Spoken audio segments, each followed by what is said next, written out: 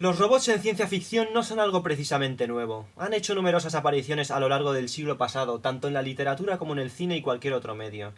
Desde novelas como Sueñan los androides con abejas eléctricas, y en este caso con su propia adaptación al cine Blade Runner, hasta películas de culto como 2001, Una odisea en el espacio y el film Metrópolis de Fritz Lang. Y siempre nos han preguntado las mismas preguntas. ¿Cuál es la diferencia entre robots y humanos? ¿Qué es lo que hace a un humano? ¿Cuáles serían los problemas de vivir en una sociedad con robots? Y, aún más importantemente, en vista de este análisis, ¿pueden robots y humanos coexistir?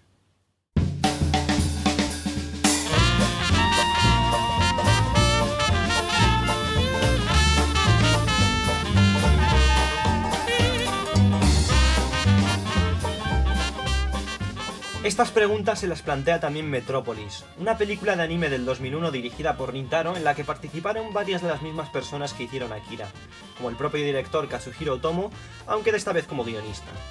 Metrópolis está también ligeramente basado en un manga de título homogéneo, escrito e ilustrado por el famoso Osamu Tezuka, también conocido como el padre del manga. Y digo ligeramente porque prácticamente no tienen nada que ver, en términos de trama por lo menos.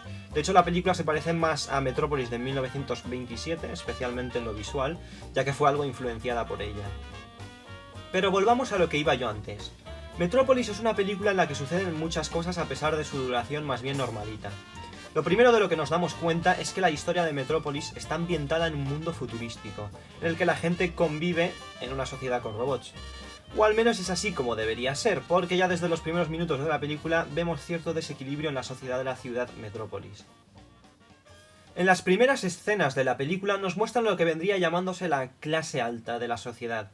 Su entorno, sus actividades y lo poco que nos dejan escuchar de sus conversaciones es para dejarnos claro cuál es el lugar de los robots, de los no humanos y el pensamiento que tienen acerca de ellos.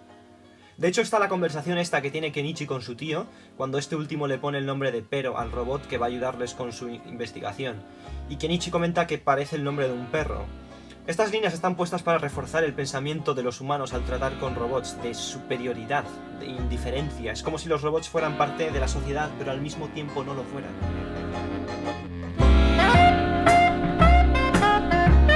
Este ambiente es rápidamente abandonado cuando bajamos de nivel y nos encontramos con la gente de la clase baja.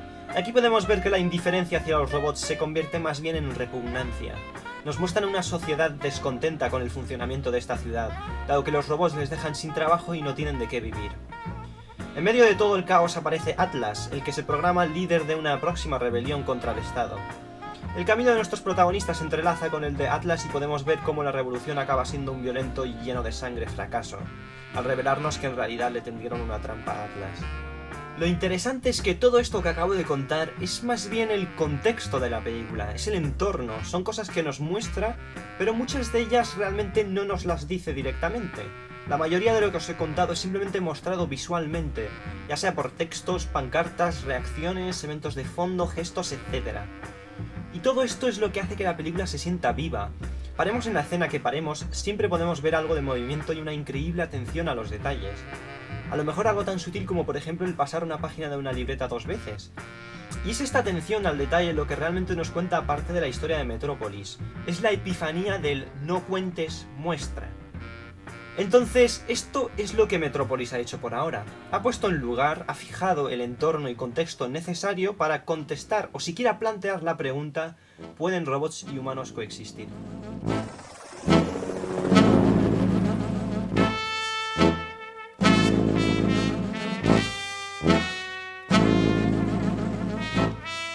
Claras referencias a la Torre de Babel están esparcidas por la película, y de hecho presta más similitudes con esta y la historia que la concierne de lo que pueda parecer a simple vista.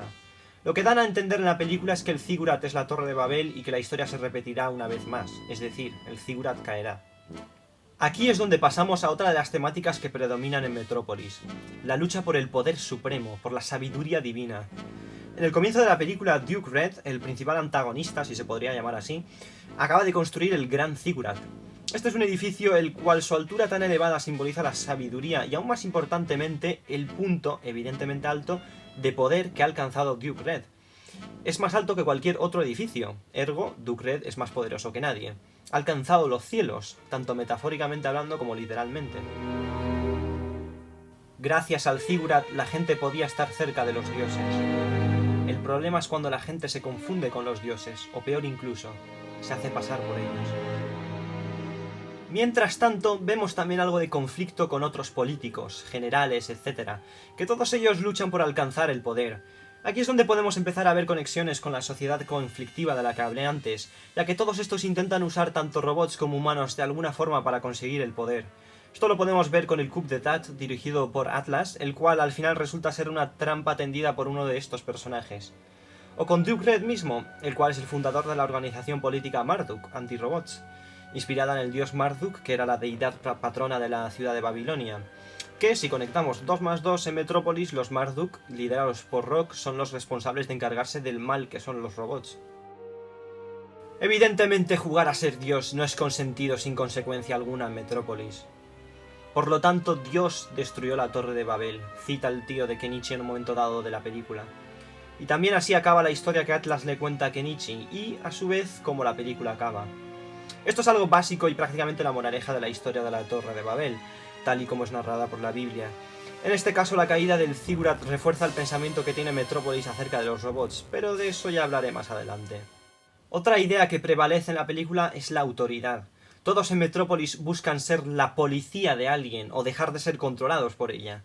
Desde Duke Red con la creación del arma de destructiva y de control que es el Ziggurat. De hecho, esto por la mitad del film podemos ver cómo a través del sol pretende controlar los robots mediante la violencia. Rock, líder de los Marduk, todo el rato ejerciendo su superioridad ante los robots y una vez más violentamente. Atlas y la Resistencia intentando rebelarse ante la autoridad. La gente de la clase baja, a falta de peso en la sociedad, ejercen autoridad ante los robots. Y todo esto presenciado por Tima, mientras ella y Kenichi viajan a través de Metrópolis.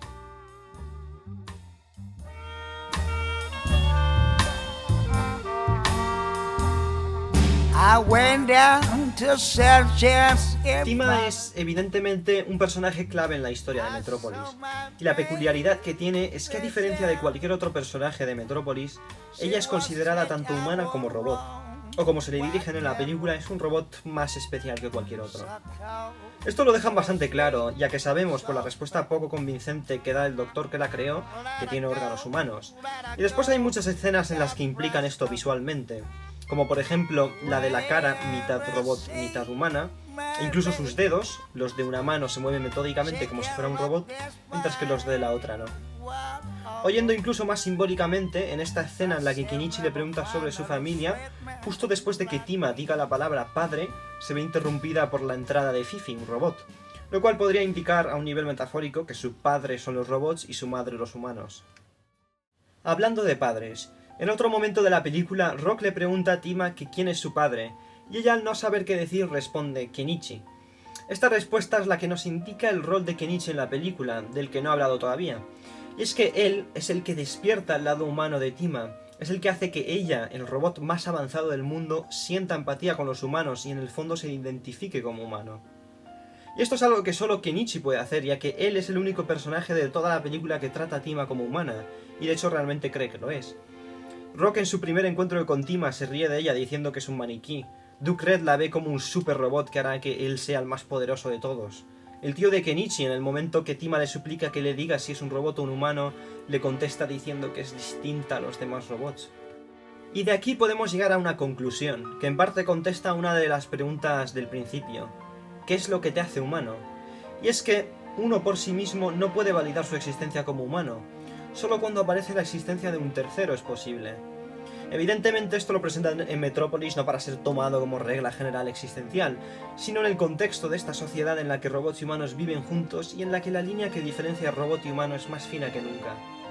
Entonces sí, Tima es también humana, ya que está lo suficientemente desarrollada emocionalmente como para ser capaz de identificar sus sentimientos y considerarse humana, y Kenichi está ahí para responder y reflejar sus emociones y sentimientos. Y aquí, con las preguntas filosóficas y existenciales, es donde volvemos a lo que decía yo al principio del análisis. ¿Cómo pueden robots y humanos coexistir?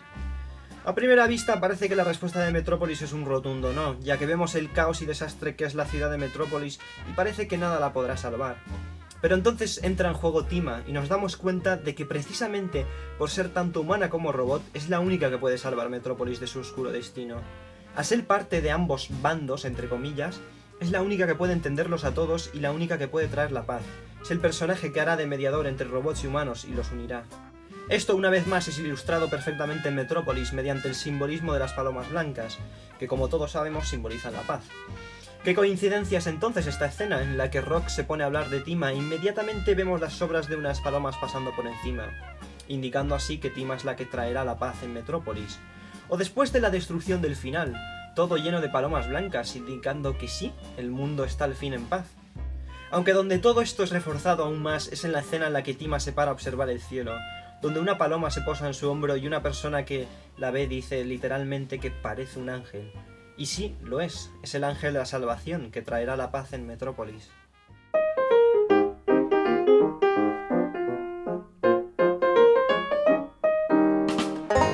No lo trae de la forma en la que uno se espera, ya que en la escena clave de la película su parte humana muere por un momento y el robot toma control de ella y empieza a vengarse por todos los robots que vio sufriendo y que solo pudo comprender y sentir empatía por ellos gracias a su parte humana. Entonces, en última instancia, ¿cuál es la respuesta de Metrópolis ante la pregunta que he ido repitiendo a lo largo de este análisis? Pues que sí, robots y humanos pueden coexistir, y la película es la historia de cómo el único ser que puede salvar una ciudad condenada a la perdición lo hace, irónicamente, destruyendo la ciudad. Que a primera vista no parece muy positivo, pero la alegre música nos dice lo contrario, y la escena de después nos muestra una colorida colección de escombros esparcidos, por lo que parece que en el futuro será una brillante ciudad en la que de esta vez humanos y robots vivirán juntos. Ya sabéis cómo dicen, el destino de la destrucción es también la alegría del renacimiento. Buenas noches. I can't stop loving you. I've made up my mind to live in memory of the lonesome time.